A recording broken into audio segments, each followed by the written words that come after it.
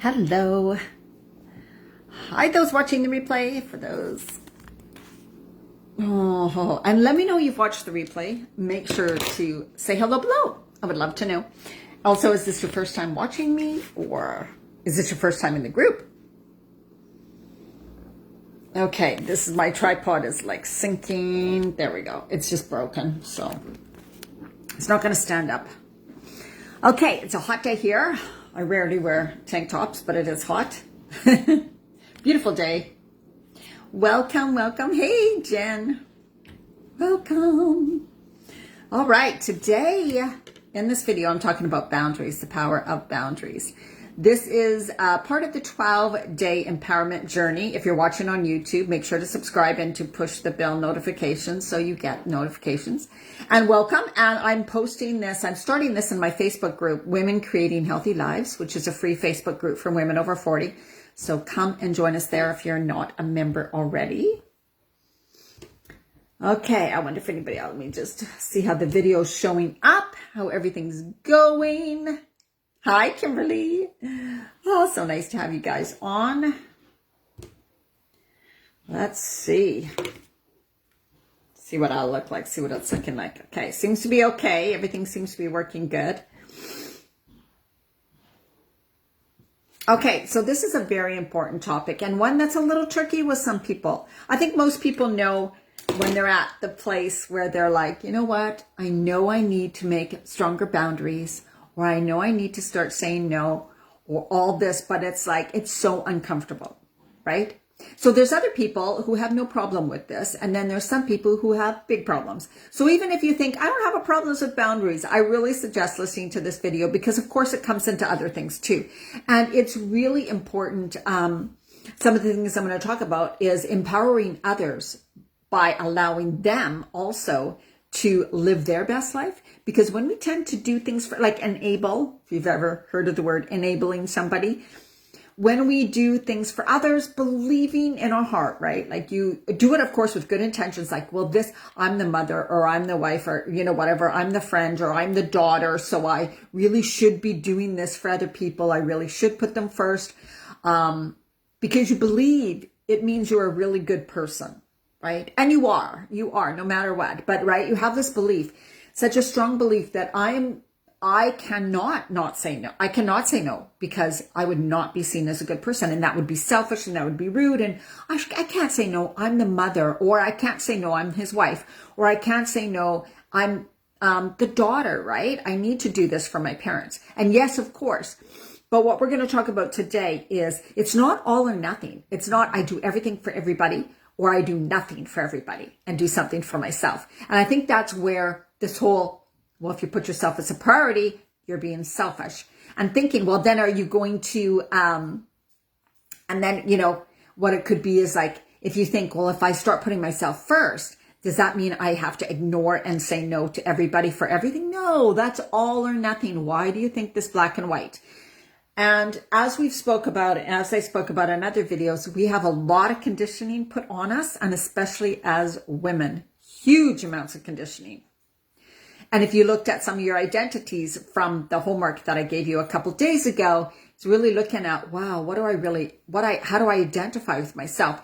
And people pleasing or being somebody who puts others first all the time could be an identity, because your belief, like what do you really believe about it, is that I'm a good person if I do this, and I'm not a good person if I say no, right? So there's this black and white thing. And especially for women, women are the ones who are supposed to be the caregivers, take care of people, take care of everyone, put themselves last, right? But what I want you to also think about, my neck and stuff, is hundreds of years ago or 100 years ago, whatever. I'm trying to think because it would be like early 19th century, 20th century, whatever. Women did, because they worked on the farms, they were raising their kids and they were cooking and cleaning while their husbands were out in the fields or whatever, or even if we go back to hunting, gathering, right? Women were the caretakers of the kids, were the ones that caretakers of the homes. But we also need to remember that their kids did not stay at home till they were 25.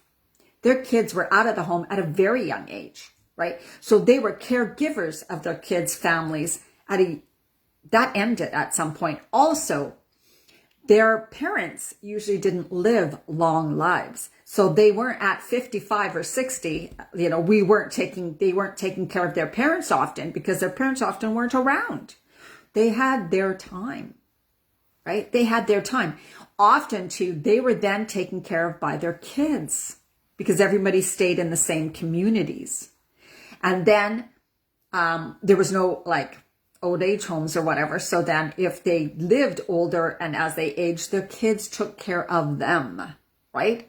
So things have changed so much, but yet the way we are conditioned and our beliefs haven't changed yet. Our lifestyles have changed. So women are still trying to do everything, even when, you know, everything, and take care of their kids who are 20s, 30s, 25, 25, whatever, right? Take care of all their problems, maybe even have them at home and do their cooking, maybe even babysitting their kids or taking care of their kids, as well as working full time, taking care of the home you live in, cooking your husband, whatever.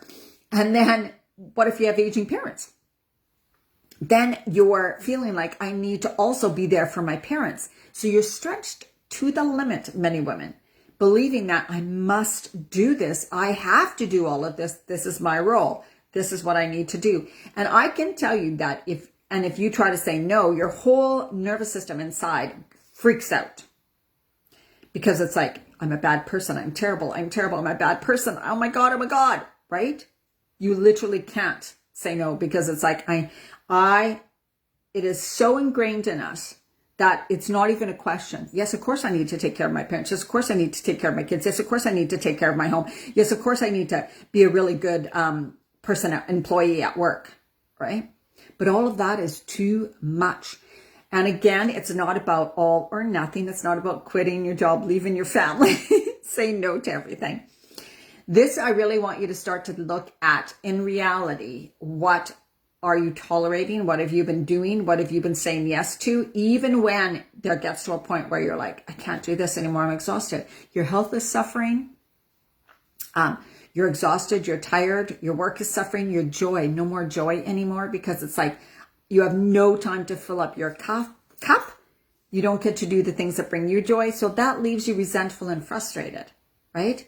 Hi, Stephanie. Such a terrible way to live. And this is, how do you want to live out the next 20 years of your life, right? Like if you're 50 or around that, which so many women are, oh my God, are you thinking, how long will I have to continue this? I thought I'd be so much freer at this time of my life. When do I get my time? And you realize that, oh my God, I may not ever get my time until I'm old and sick, right? Or maybe you're feeling that way now. Like I don't even feel well enough to do things for myself.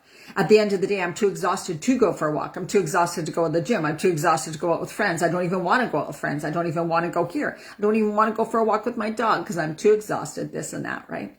Gotta end, guys, gotta end. So you want to start thinking about, wow, how have I been living and what have I been tolerating in a way?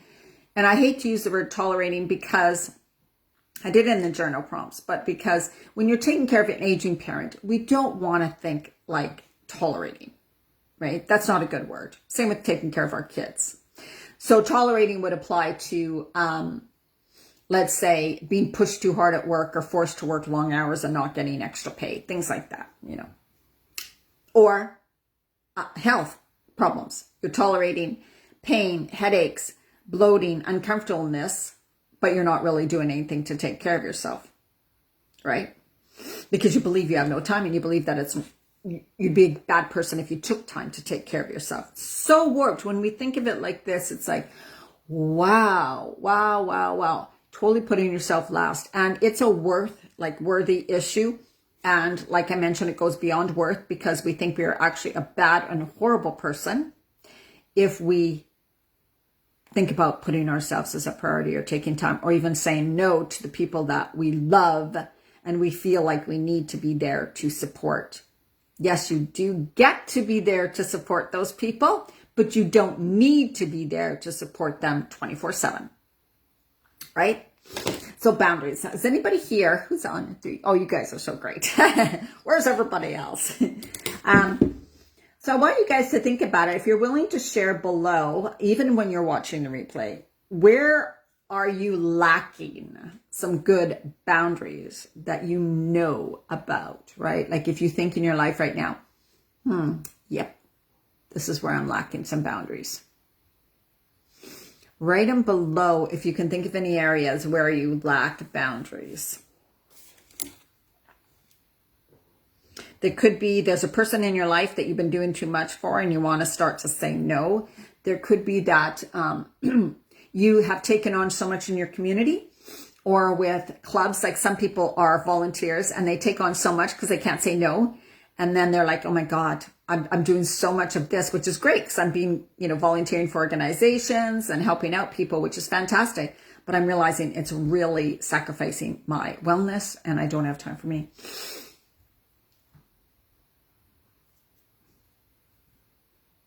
Right. I get what you mean. That's probably where I am right now. Do you mean, Jen, that if it's, let's say, with your work or with clients or whatever, you're like, okay, yeah, I can do another yoga class or I can do this or I'll just work till I guess I can fit another thing in. Is it something like that? Kimberly's really saying, no, she's owning it. Good.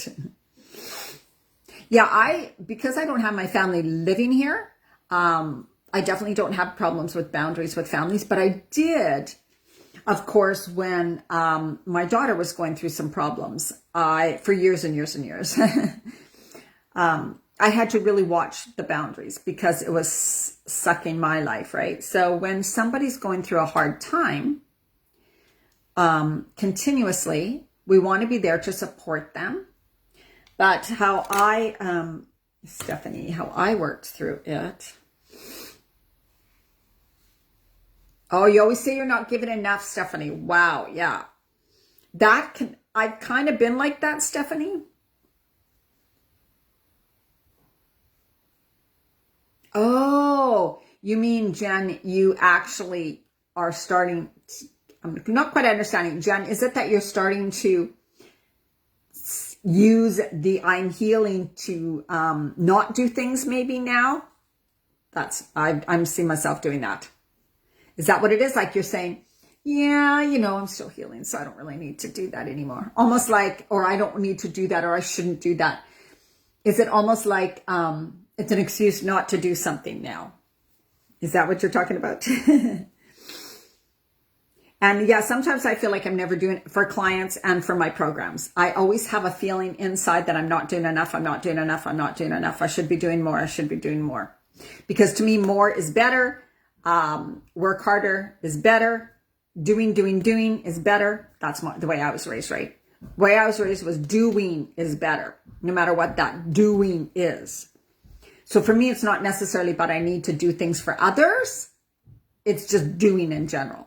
Doing for myself, doing around the house, doing for clients, everything. It's just more doing equals better for me. And I got to get rid of that because I'll burn you out. Right, Kimberly. So there you go. That's something that you can look into. And it doesn't mean you say no to them for everything. It's just, wow, where am I saying no? Where am I saying yes too much? Like in what area do I need to kind of go back on that? Because yeah, for my daughter, it was, she'd phone me. Yeah. Oh, that's so true. That is such a tough thing.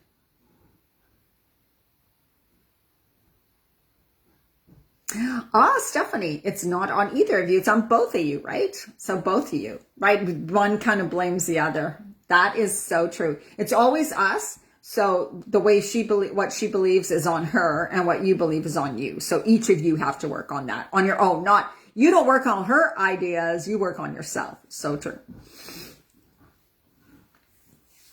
That's good. You are good with work. Yeah, I'm totally fine with work. I have such strong boundaries. When I work a job, I have strong boundaries. Some people don't. It's just in my, is Alice on too? Hello. Hi, Alice. Who else is on? Say hello. Yeah, so when my daughter was going through hard problems, and it was really bad, she would phone me during the day at work and talk to me. She'd phone me 10 times. And I'd get in trouble with my job. I'd get in trouble with my work. I'd have to leave work because I'd have to go help her when she lived here with me. She started having problems with anxiety and things very early in life.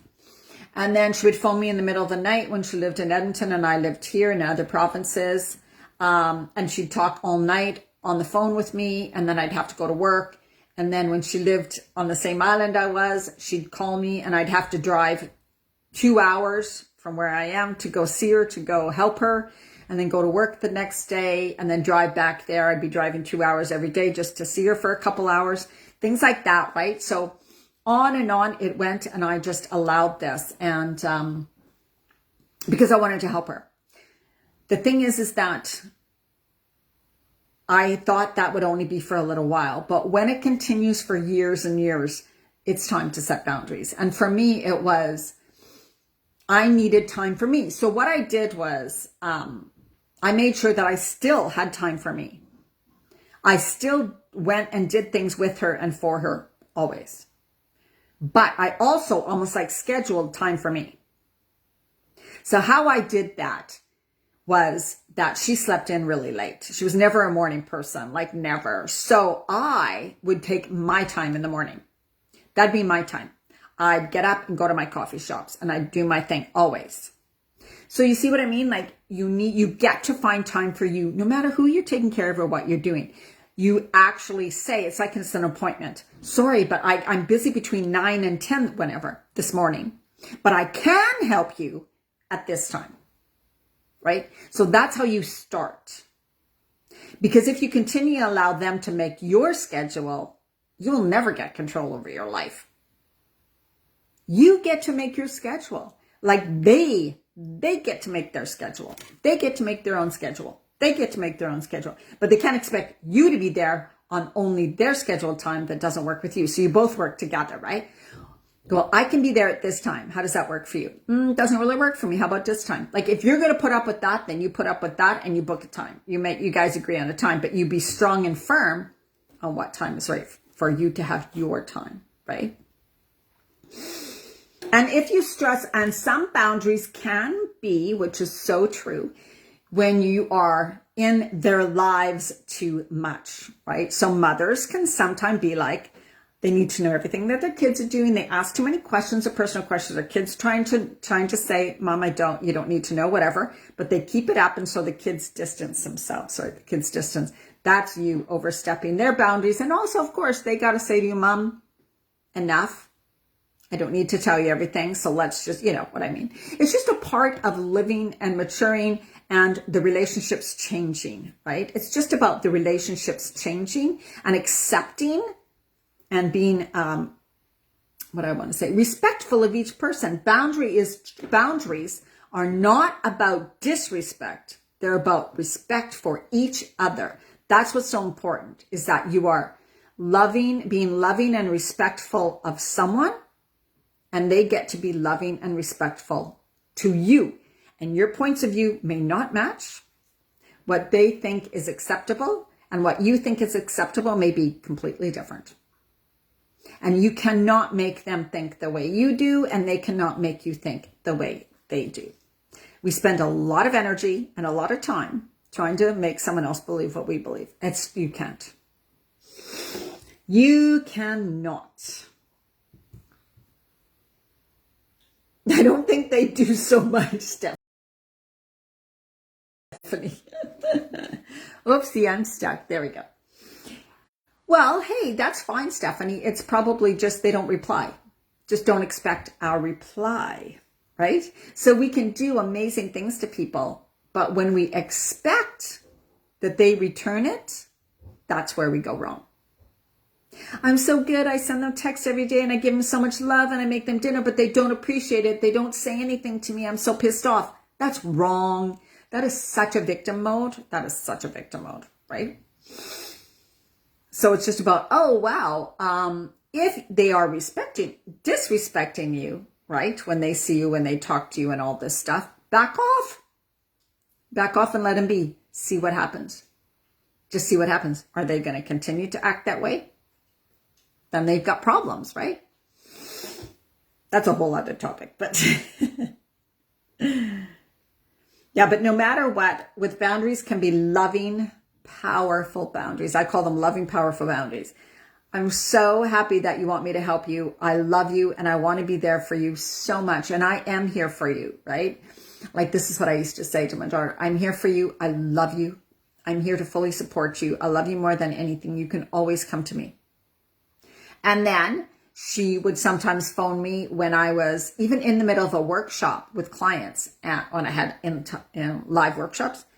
Mom, come. And she'd get pissed off at me and swear at me if I didn't come rescue her, right? And I'd be like, no, this is my workshop. I'm not coming. You knew I will be there after. I will be there after. And it's scary and it's horrible when your kids or when someone's mad at you for not coming to their rescue or for not doing something for them. It's really hard. It pulls on your heartstrings, right? It's only their anger and frustration is why they're leaking out. It's not you. It's their anger and frustration. They're just throwing it at you, right? So we have to remember that. They will calm down. They will see that what they said and did was a little crazy. And if they don't, they need to grow up. It's just something they need to go through. You don't need to enable them. You need to let them grow up and learn those lessons, freak out, call you names, not talk to you for a little while. They need to learn whatever lessons they're learning. And that's why they're acting like that, is because those are their lessons to learn, not yours. Again, I love you. I support you. I'm here for you.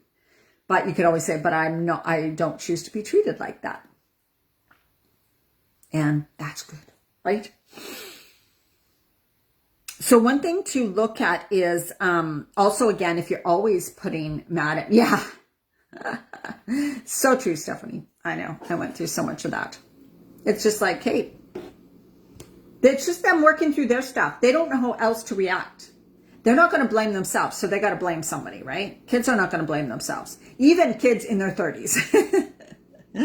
Because remember, we're all run by our inner child.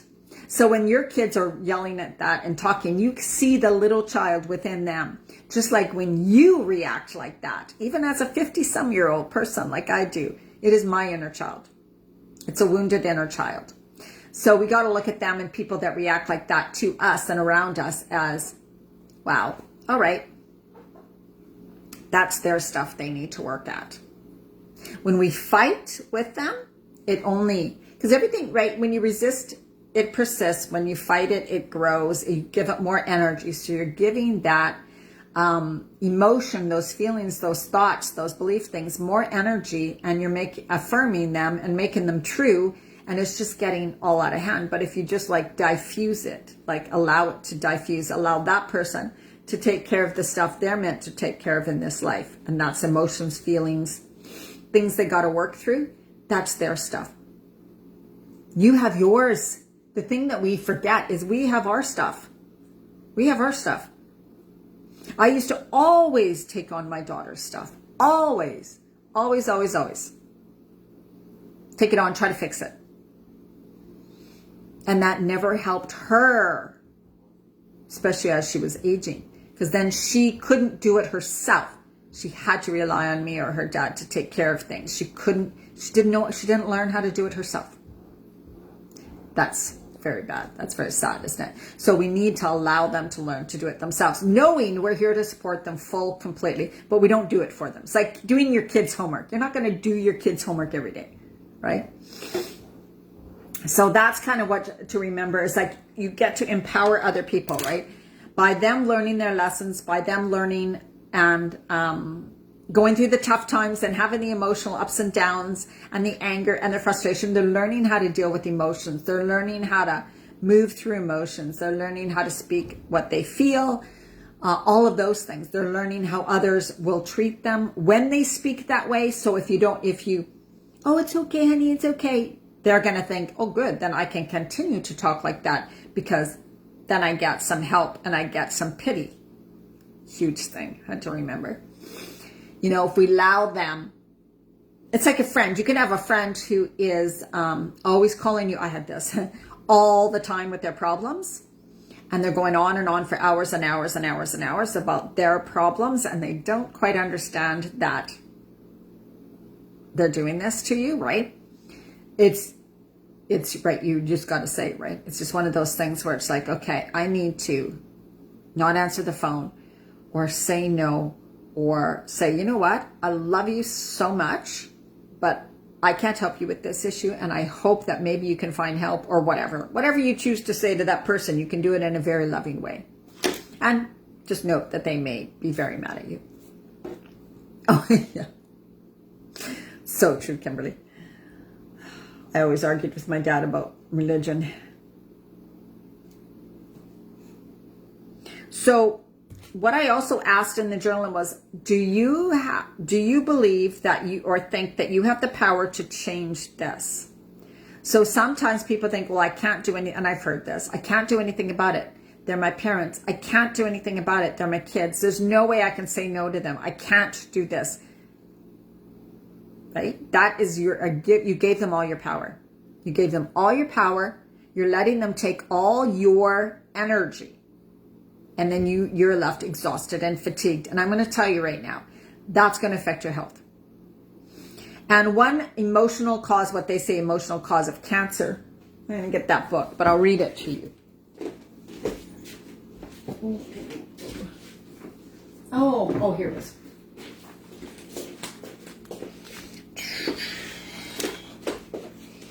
Women who tend to get breast cancer are ones that have given their power away, like continually not had time for themselves, denied themselves. Let's see. I wonder if it has. Must not be the one. One thing it says about cancer is deep hurt, long-lasting resentment. Long-lasting resentment. Deep secreted grief eating away at the self. Carrying hatreds. What's the use? Right? What's the use? This is from You Can Heal Your Life by Louise Hay. There's books on, there's a book I think called Type C, like there's people are type A, people are type B, and then people are type C, and they said that type C, they made that up for cancer. The people that are most likely to get cancer, all the emotional, what they go through, what they think, and a lot are like, I can't say no, I have to do this, I need to be there for this person, so they continually do that, and it builds up a lot of resentment in them. And then when they try to say no, the guilt is so bad. And then they fear what people's judging them and what people are going to say, all of that stuff. Or they have someone in their life who's kind of more abusive and they've continually taken it and held back and not spoken their truth. And again, that leads to a lot of resentful and bitterness, right? So there's so many things that it really does lead to our body breaking down, because you cannot feel these extreme negative, low vibe energies for long periods of time without it affecting your health, right? Yes, when they don't do anything about it to fix it, Kimberly, absolutely. And I'm pretty good at that with saying to people, no, that's just being in victim mode. So if you tell them, well, I understand that you've gone through that, but you're the one who continually keeps it. Like, this is what the question is, right? Why do you think you don't have the power to change this? So this is what you can ask them. Why do you think or believe that you don't have the power to change this? Right? And see what they say. But I can't. That person will never change. I can't help. Then that person won't change. So how can you change? I can't change. I don't know. Yes, you can. You're staying a victim, believing you're giving up your power, right? Like all these things, right? Why are you afraid to change? And often that's because I don't want to talk to them about it. They're going to get mad at me. You're avoiding awkward situations. So people also put up with things when they believe it's going to be awkward and it's going to make them uncomfortable and it's going to make them feel terrible when they have to have that conversation. They don't like conflict. They don't like to approach someone who they believe is going to get mad at them. Right? We were never taught how to deal with conflict, how to have strong, powerful, loving boundaries. We were not taught that. And those are things we need most. Okay, thanks, Jen. Yeah, my dad. Oh, there's many reasons. I mean, there's many different types of cancers too. There's different types of cancers for sure. Like liver cancer usually has to do with anger.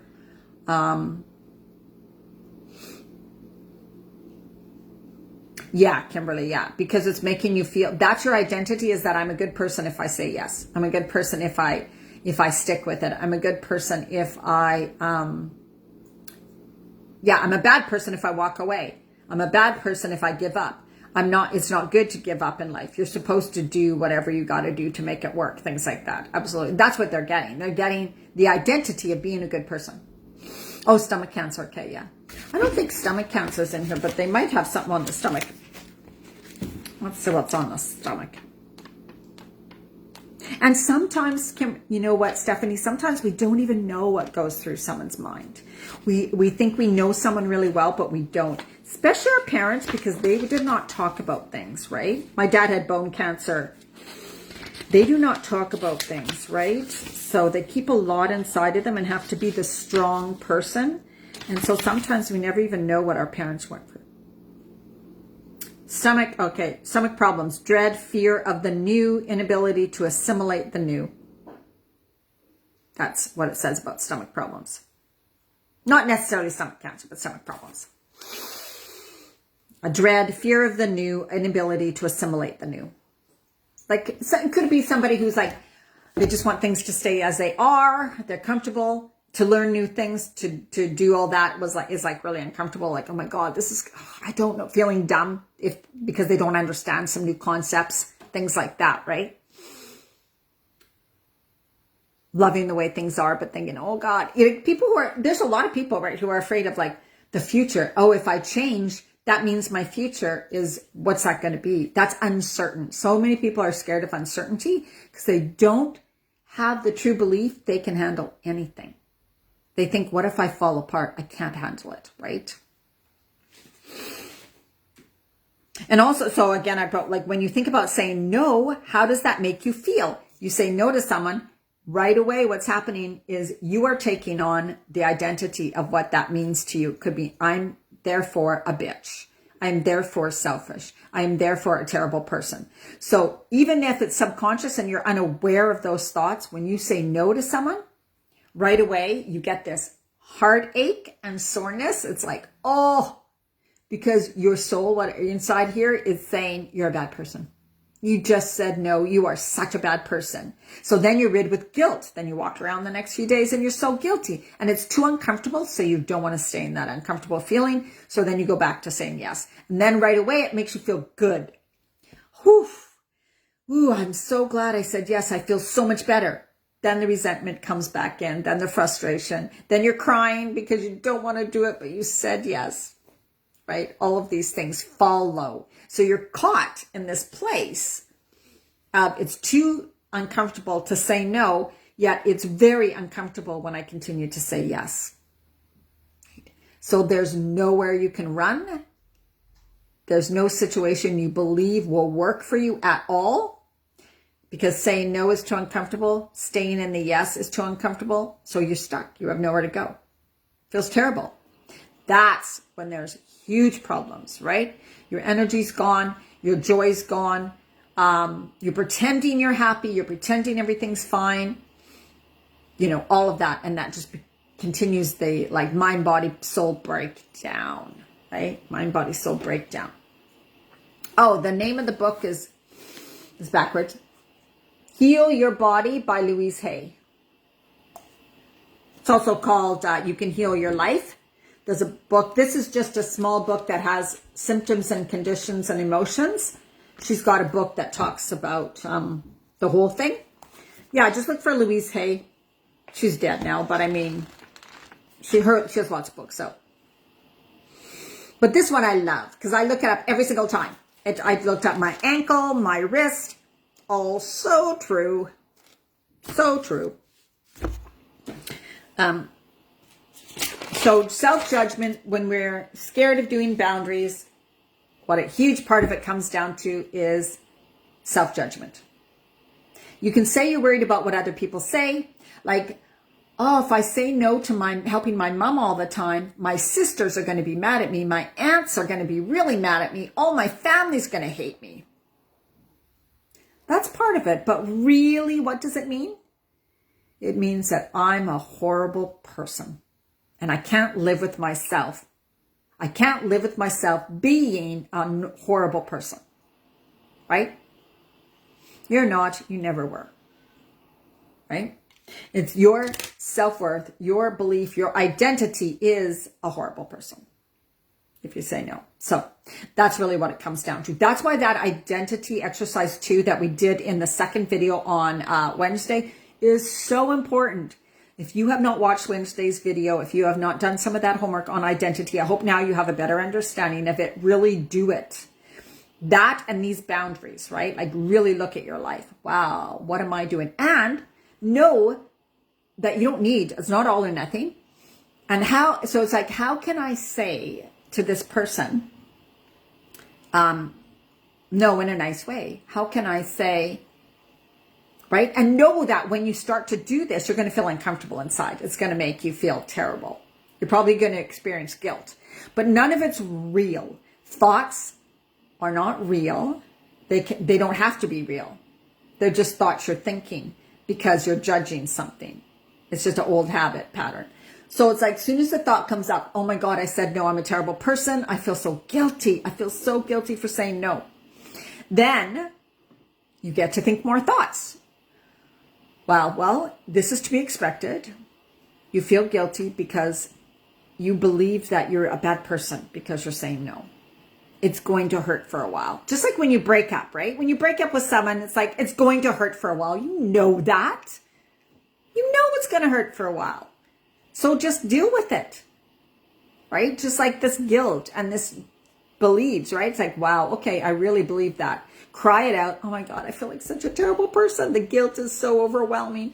Oh, I don't like this feeling. This doesn't. So what you do is not resist it. I'm experiencing, I'm experiencing guilt right now. Ooh, I have the emotion of guilt in me. I have this emotion of guilt because this is what I choose. This is what I believed. I know I'm not a bad person. I know I'm not a bad person. I know that. So the truth is, you're not a bad person.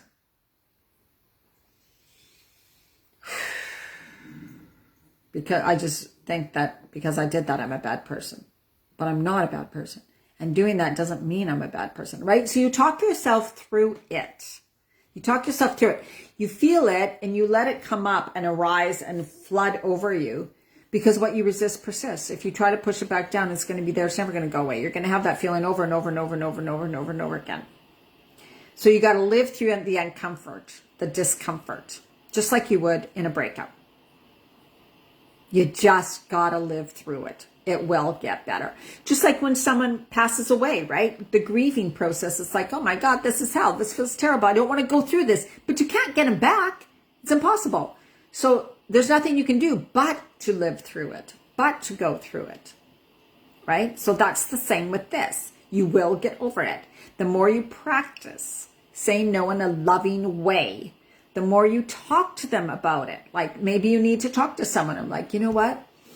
I love you and I want to support you in every single way possible, but I really need a little bit of my time because I'm finding that I'm exhausted and I'm not feeling well. So I hope you understand. And you know what they're going to say? Yes, I understand. Take time for yourself. Oh my God, of course. If they don't say that, they're not much of a friend. That's all. If they don't say that, it's their panic of not having you in their life, thinking you're going to leave them, which is not true anyways, right? So the more you can be open communication when you're dealing with a person, the better it's going to make it. But when you avoid talking about it, the worse it's going to make it, right? All right. So I think that is good. Anybody have any questions, comments, or situations that they're like, well, I don't know how to deal with this. I really don't know how to deal with this. Is there anything in your life where you're like, oh my God, I can't. I feel so stuck in this area.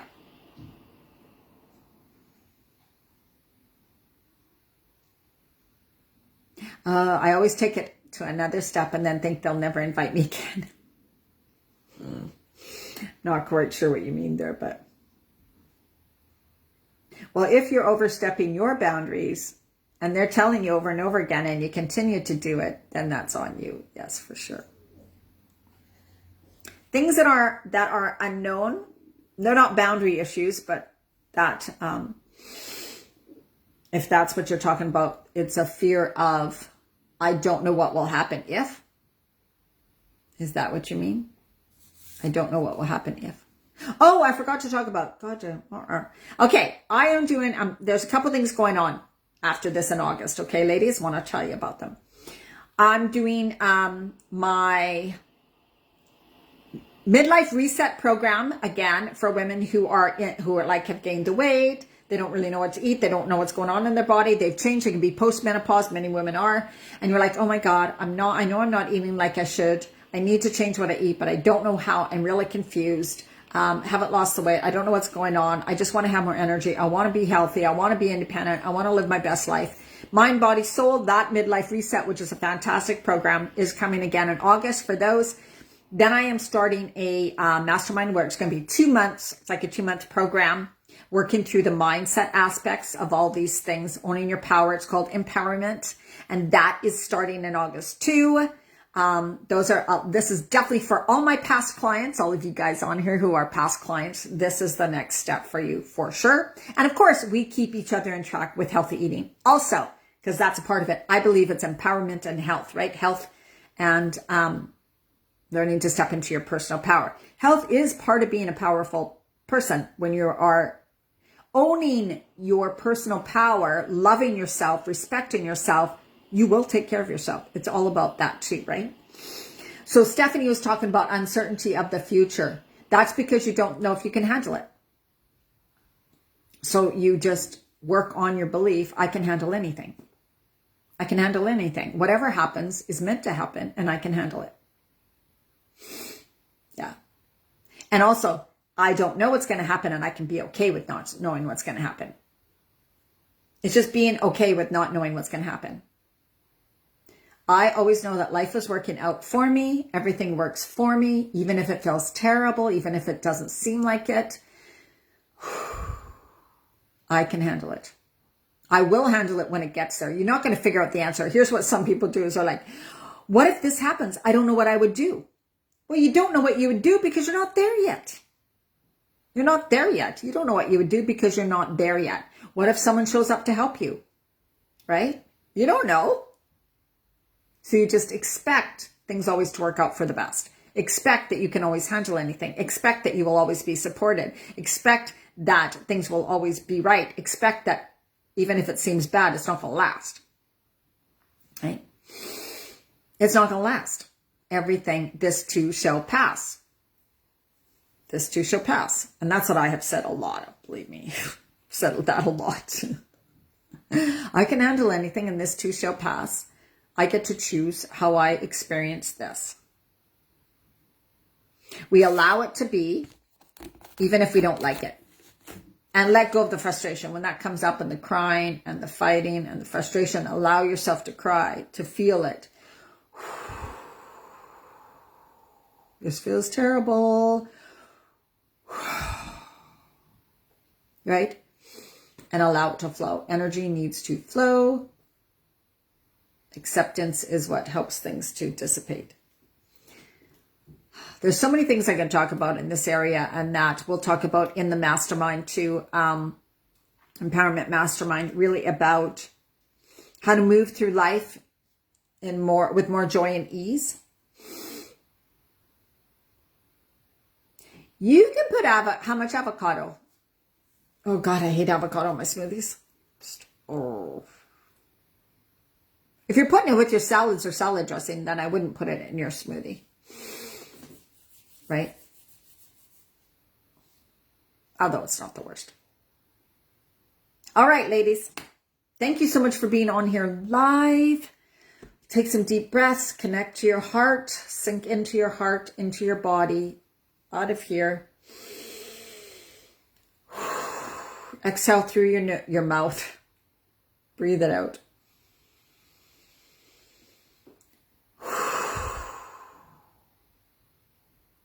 You are worthy. You are deserving. You are an amazing, wonderful, beautiful person. You're a soul being. Remember what I said yesterday. You are Wednesday. You are a soul being. You are all perfect. Every person in your life is a soul being. They are perfect. Doesn't mean you're both going to get along. You don't need to change them. They are who they are. Love and respect them for who they are. Love and respect yourself for who you are. You're learning. We're growing. Doesn't matter how old we are still souls on this earth experiencing life, all the emotions, all the challenges. It's how we deal with them. If something comes into your life, it's there for a reason.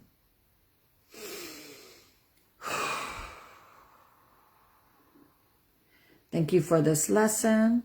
Thank you for this challenge. What is it here to teach me?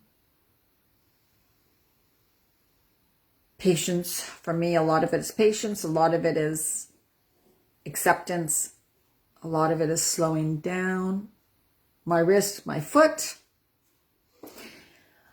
Not fighting. My foot has taught me just accept, don't fight. Let it go. When I fought against it, got angry against it, thought about what I couldn't do, it gets worse, the pain. When I go, oh, my foot's it's totally fine. It's totally fine. Nothing's wrong. I got it. I mean, nothing's wrong with it. I got it looked at. You know, and everything's good. My foot's fine. Just be a couple days, I'll be back. It'll be totally fine. Love, love, love it, love it, love it. My body is perfect. My body is wonderful. Everything's wonderful. Life is great. I'm loving this life. I'm loving this weather. What a beautiful day. While you focus on expands, remember that always. Yeah, remember that always. What you focus on expands. Man, oh man. Okay, so much love to you, ladies. And the next video is Monday. Monday, I can't remember what time I said. I'll have to look at my email. But I did send an email a while back. It's either at 4 or 5 or something like that for Monday. And then I think we'll go to another morning video for the UK group. All right. Have an absolutely amazing day, evening, wherever you are. And if you're watching replay, please post below and comment below. If you're watching on YouTube, come and join us. But also you feel free to comment in the comments below. I would love to hear what you have to say about this. Okay. Have an amazing day. Bye-bye.